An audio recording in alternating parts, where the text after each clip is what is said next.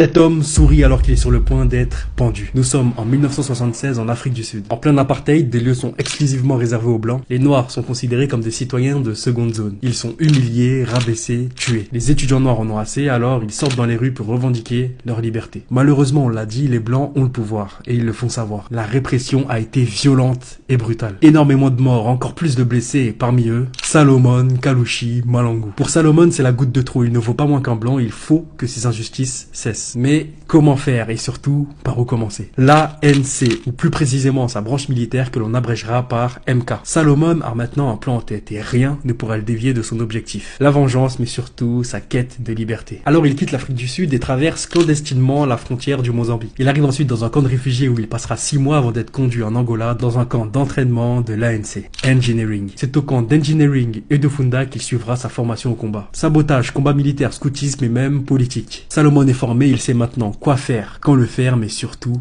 comment le faire. C'est le début de l'acte final. Salomon est alors envoyé accompagné de George Lucky Malangou et Mondi Motlung au Swaziland. Ils y récupèrent des valises remplies de fusils et de grenades, puis ils se rendent là où tout a commencé, en Afrique du Sud. Le 11 juin 77, ils franchissent la frontière sud-africaine et se rendent à Johannesburg. C'est à ce moment que tout s'accélère. Salomon et son équipe sont au centre de la capitale. Ils montent dans un taxi, mais leur apparence ou surtout leur valise attire l'attention d'un policier. Le policier s'avance et attrape l'une des valises. La valise s'ouvre et un AK-47 accompagné d'une grenade tombe sous les yeux de l'officier. Et là, c'est la panique. Tous s'enfuient. La mission est un échec avant même d'avoir commencé et une fusillade éclate. 2 civils sont tués, 2 autres blessés et Salomon finit par se faire arrêter. Son procès est ouvert. Il s'avère que Salomon n'est pas à l'origine des tirs qui ont tué et blessé les civils. Mais malgré ça, il sera condamné à mort et pendu le 6 avril 1979. Ses derniers mots seront les suivants. Dites à mon peuple que je les aime et qu'ils doivent continuer la lutte. Mon sang nourrit l'arbre qui portera les fruits de la liberté. Aluta continua.